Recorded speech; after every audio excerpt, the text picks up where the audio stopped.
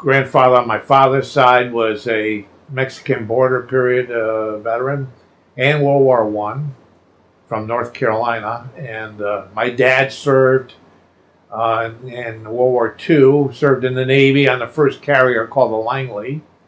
Um, my dad came back from World War II.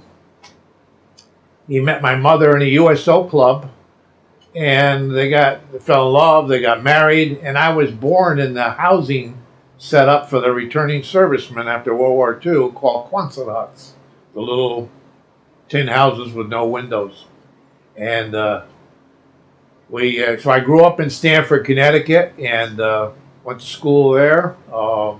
Graduated from Rippleham High School in 1965, and in 1966, I received my notice of report for physical from the government here, and I went up to New Haven, and I received my draft notice, and so I was drafted.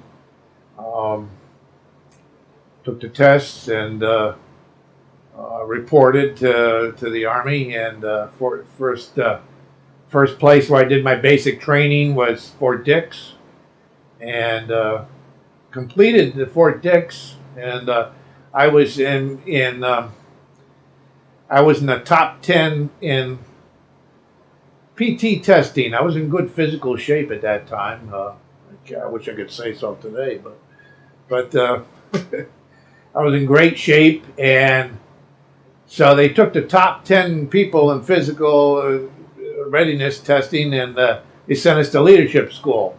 So my next stop went to 11 weeks of leadership school down at Fort Jackson, South Carolina, and then from there I also did 8 weeks of advanced infantry training, 30 days leave, Vietnam, and I reported to Vietnam as 11B10.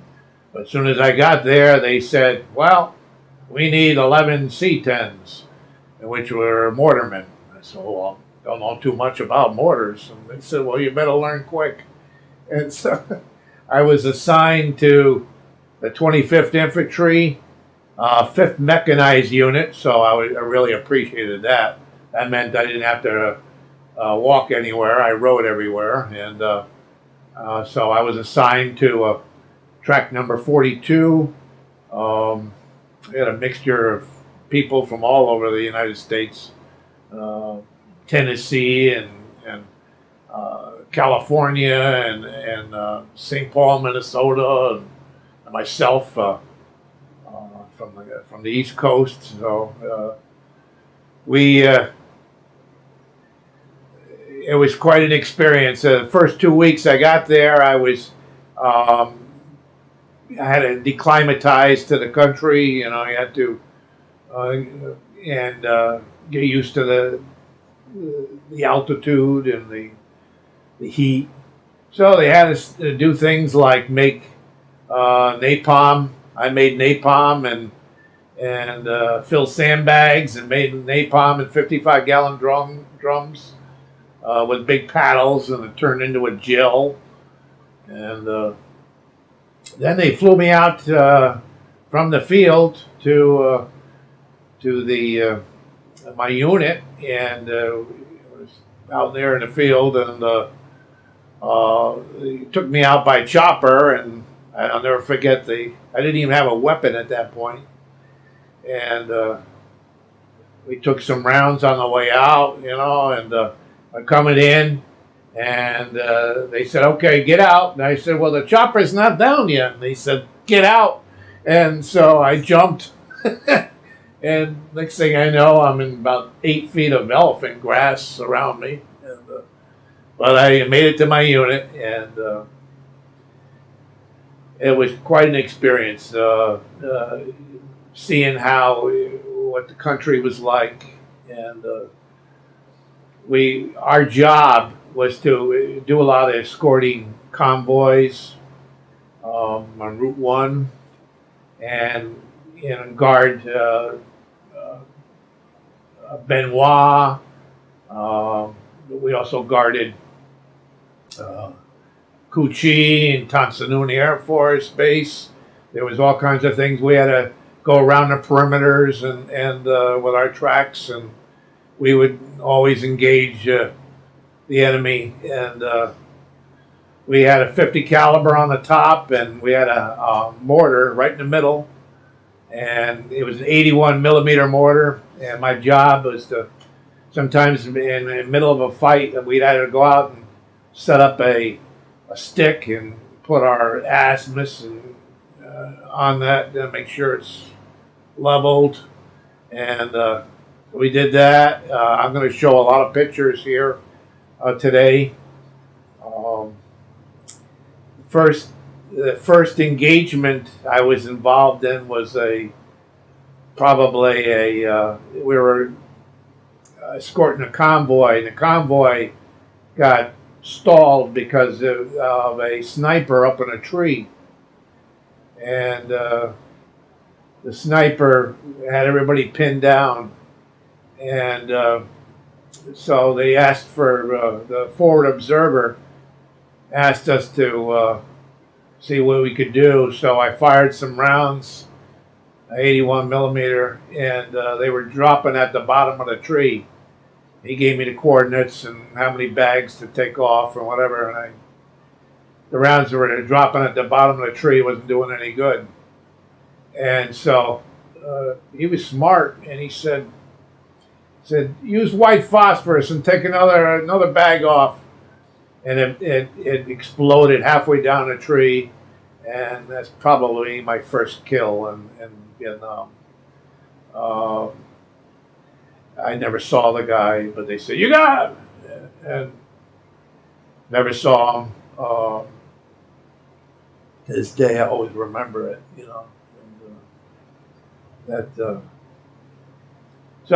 And we were constantly kept getting in firefights. We were mortared every night when we had chow or got our mail. We had beer flown into us every day, beer and ice. And we'd go through the villages and learn about the children, and we'd give them all our supplies and cigarettes that we didn't use, and candy and from the sea rations. And I remember at Christmas time how lonely I felt being there at Christmas time, and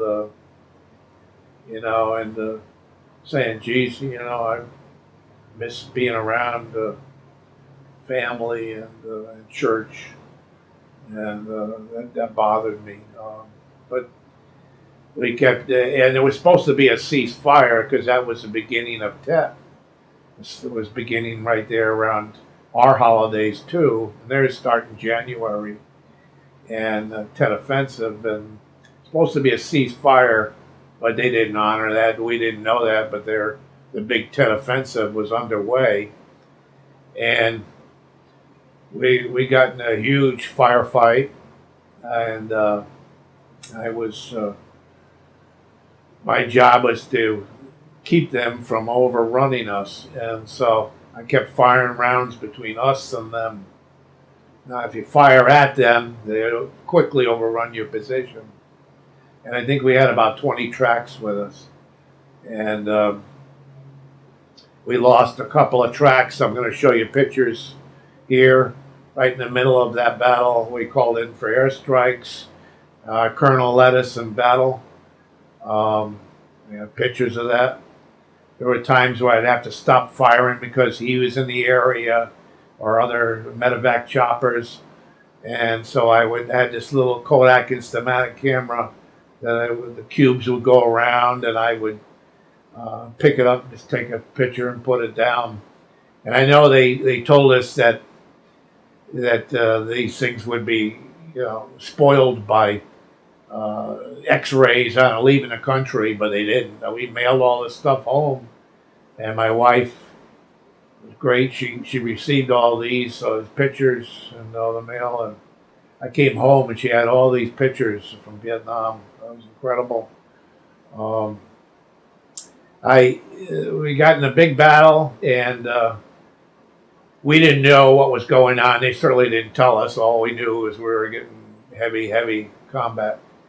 and we were real close to. We were in the Iron Triangle, War Zone C, which was real close to Cambodia. Sometimes we would do sweeps, I believe, right into Cambodia, and sometimes we would chase the VC or North Vietnamese. We'd chase them to the Black Virgin Mountain, or Nui Ba Den, they call it, and it's a sacred mountain on there, and it was a no fire zone, so we couldn't fire upon them, and we chased them there. And there were times in Cu or whatever, we chase them, and all of a sudden we couldn't find them, and then later on we found they were a lot of times they went underground in the tunnels of Cu, and but this big battle that we got into in Tet, it was near Tain Inn, and I read about it in books afterwards that it was the 9th Infantry and the 3rd Marines were pushing them out of Saigon, or 1st Marines, like 1st or the 3rd Marines, and we were the 25th Infantry, namely the 5th Mech, was set up as the blocking force, and so we were getting overrun. We had lost 2 or 3 tracks, which I'll show you the pictures. And I had fired probably so many rounds that I called my sergeant, first sergeant. I said, "This thing's getting ready to cook," and everybody's yelling and swearing, and in the middle of a battle, it's like chaos. And keep firing, and he yelled at me, and I did, and because it was either that or it would be overrun, and it was I fired probably 300 or 400 straight rounds, and you're supposed to stop after 20, swab the tube, oil it, and cool it. Well, I got like a car manifold, and I went to drop another round down the tube, and the charges cooked off from the heat of the tube, and it blew. And it took this hand, everything except this thumb, and I had a watch on, which had big chunks of metal. Big chunks of metal in my watch. It was an Army watch, and Timex, and it saved my wrist from getting cut off right there. It took this finger off. I'm sorry, I forgot about that. We had gone earlier. I had gotten wounded in this finger. We went through a village, and we got sniped, and AK-47 sniper bullet went up. I'm sitting on top of the track holding my M16 like this, and a sniper bullet went up my arm and killed one of the guys in the track. And we leveled the town. I have pictures of that here.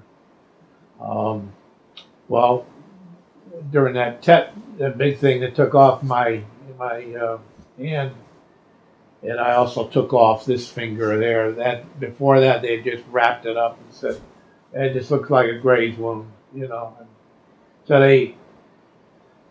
it took that and this finger off, and this finger here was hanging, and so they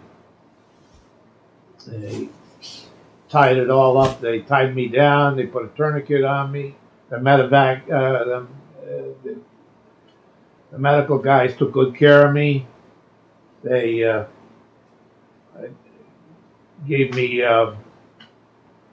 morphine shots, and I kept waiting to get for the firing to stop before the medevac choppers could come in. And they kept loading all the choppers, and they were taking the more serious cases, I guess, and putting them inside. And then there was no more room for me. And so then they said, well, we'll put them on the sled.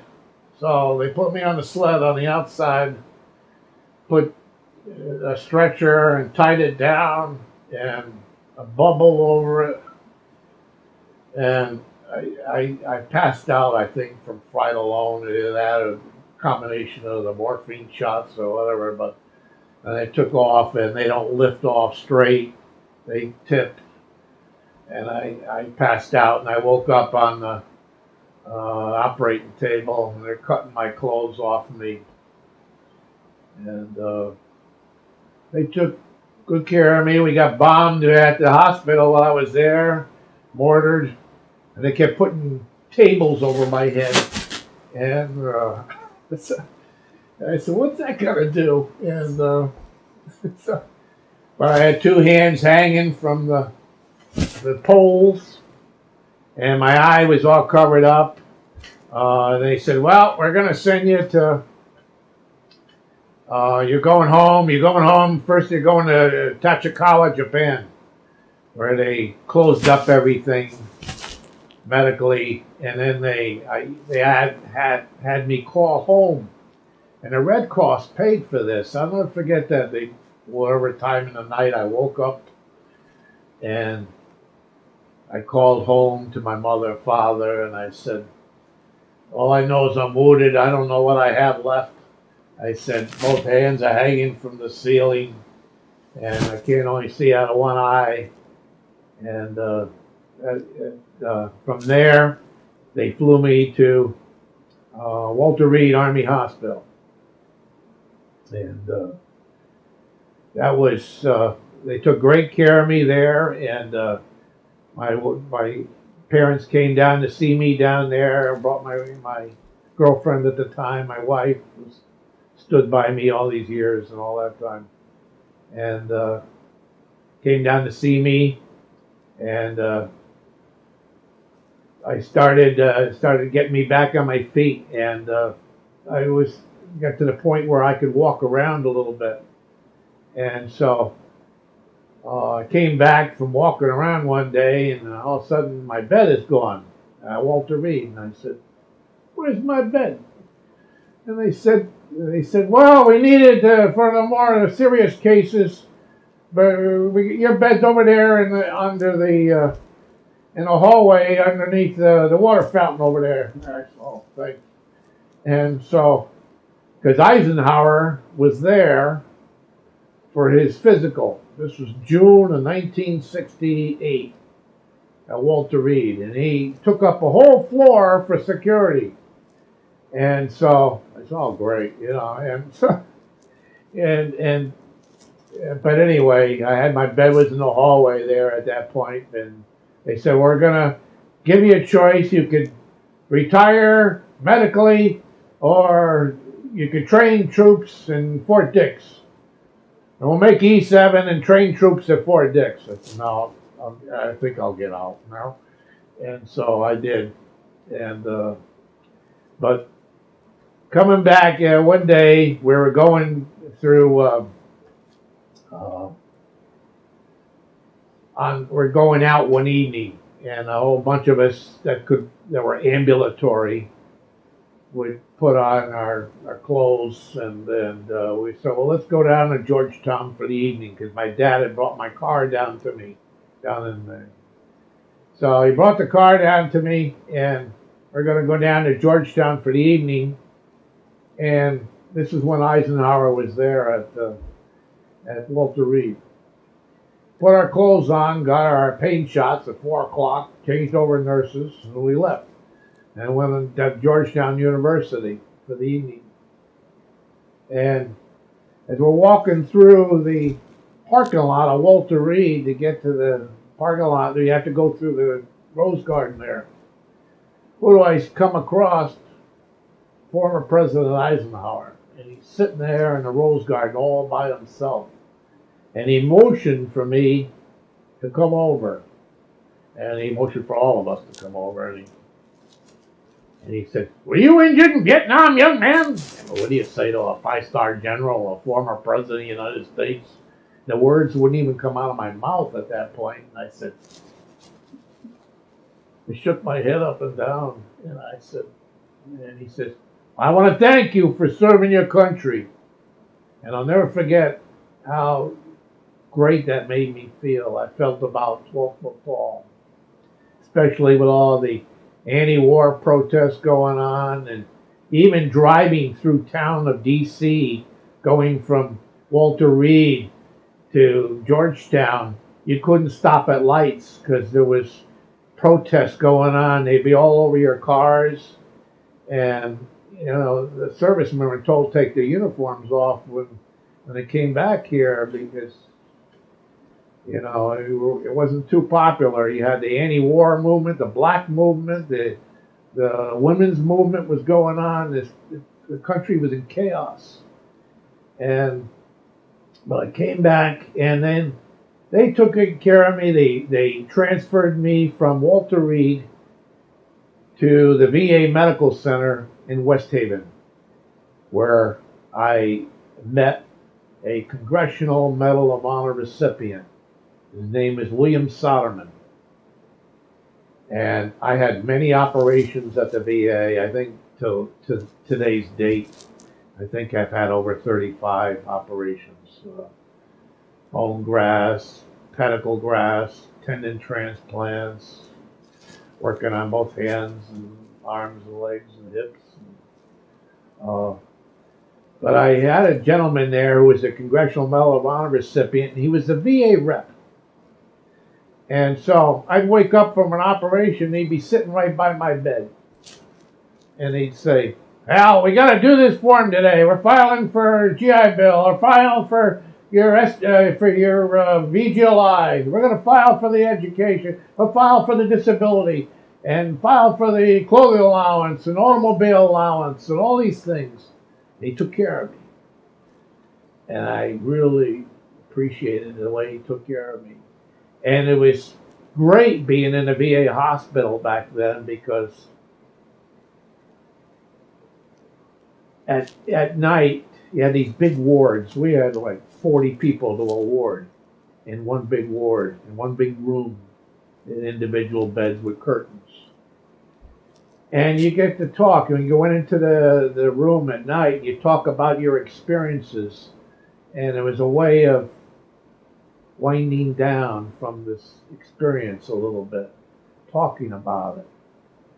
And that's why I feel that I was lucky, because when I came back, I came back through a medical setting, and I had the chance to wind down and go back into society a little bit better than some of the people that came back in combat, and 24 hours later they're walking on the streets in Caldors or Walmart.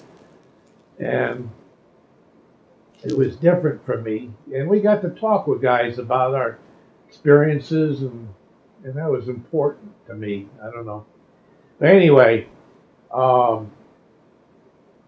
he took good care of me, and I wanted to become a VA rep. I wanted to repay the country back for taking care of me. So I went to school under vocational rehabilitation. I was rehabilitated physically, mentally,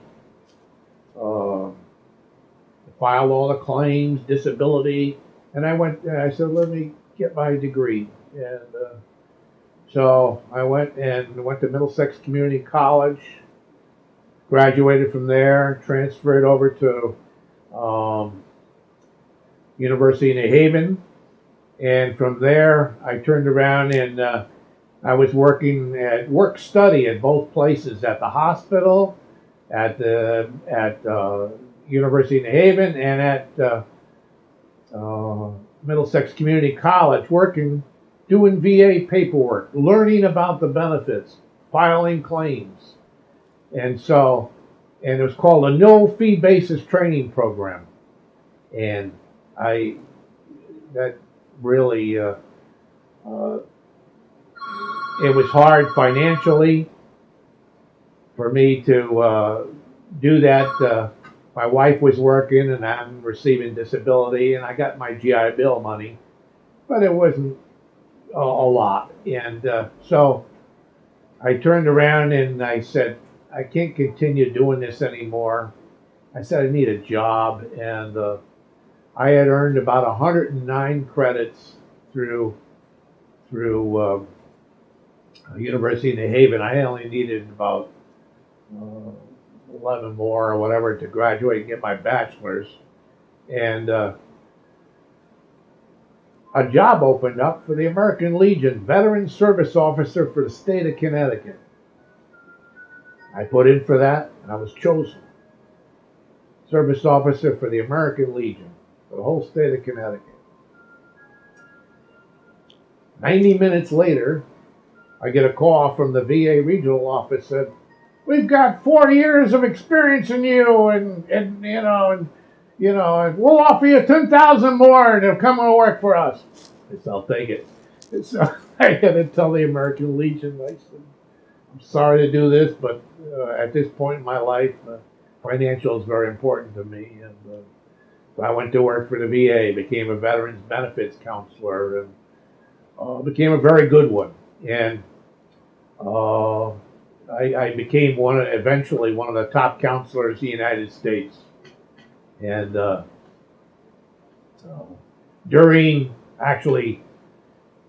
before Desert Storm, they must have known that there was going to be a war coming on, because it was all put in place. In 1989, they chose the top 60 counselors in the United States to become military services coordinators, and I was chosen as one of these coordinators. And they said, they flew me into a big meeting in Pittsburgh and said, all right, we're going to train, we want you to go on military bases where there's going to be a war. We want you to see all the servicemen as they leave the service, and we want you to train them on their benefits. We want you to sign MOUs, Memorandum of Understandings, with all these military bases, with the Department of Labor, with the Department of Military, and the VA, and set it all up and file claims. And so I set up shop on the sub base, the Coast Guard Academy, and Newport Naval War College. And they didn't have a military services coordinator for Newport, so I handled them as well as Connecticut. They had one in Massachusetts, but not in New Hampshire, but not for Rhode Island. It was too small.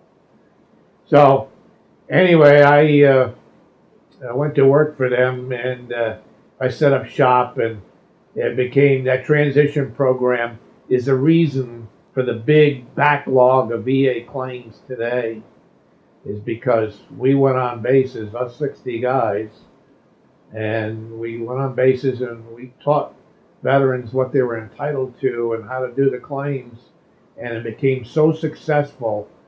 I saw probably 150,000 servicemen in the 15 years I was on the base there, and I did over 2,000 military briefings.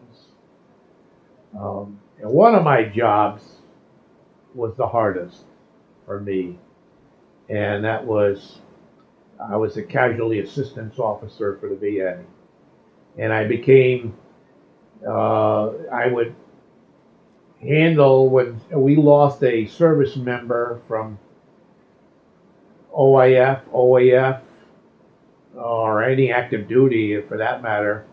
I would handle those cases between myself and the military and file claims with the family for DIC, for the SGLI insurance, personal effects, ID cards, CAMPA, TRICARE, GI Bill, the regular dependents education assistance for the families, the children, the war orphans. I handled 53 in Connecticut cases, and personally went out to the homes of every one of them, and I was having a hard time with that. I would come home here at night, have anxiety about over that. I would have bad dreams. It would remind me of the war and the casualties again. It was bothering me. So I I said, I got to retire. And so I said, I've been doing this too long now, 10 years and doing this for all these casualty cases, and it's bothering me and thinking about the families and the kids that they left behind and whatever. So, and it was very traumatic. And so it was causing PTSD. And what I did is when I came back, did I have PTSD all these years? Probably a little bit. Yes, I did. And I filed for the original things, but not for PTSD when I got the job with the VA. I wanted to make sure I got the job with the VA as benefits counselor. But later on, after I retired in 2010, I filed for PTSD and it was granted it. And my medical records substantiated that I had that. And they granted that and some new disabilities that they added, ischemic heart disease from the Agent Orange exposure that I got in Vietnam. I also came down with bladder cancer, peripheral neuropathy, chloracne on my neck. We used to have towels that we would hang around our necks, especially when we go through the bush, and it would keep the red ants from falling off and going down on our shirt and biting us. But it also collected the Agent Orange, which we didn't know. And but they denied that. The government denied that on me. Said it was too many years ago and has to happen. Skin condition within 1 year of separation, which it didn't happen for me that way. But I'm still very grateful for my country for what they did. And when I retired in 2010, I called it my payback mission, and trying to pay back the country for taking care of me all these years, put me back. And that's what I wanted to do. I wanted to help other veterans. And I had a big, huge following on that sub base, huge. When I retired, they gave me 3 retirement, going away seminars. And I'm going to show you some of the stuff later downstairs on my wall of my museum downstairs.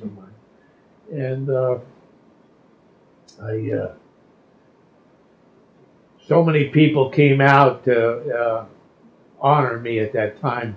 And in 2011, I was a friend of mine had nominated me for induction into the state of Connecticut Veterans Hall of Fame, and I was inducted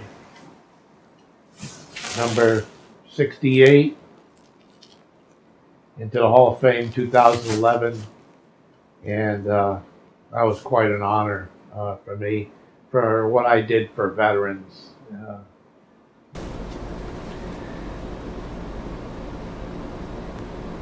I want to take this opportunity to thank you for your service, and certainly for the service you've done to the veterans in the 40 plus years since you got out of the Army. Thank you. Congratulations. Thank you. Thank you. Thank you.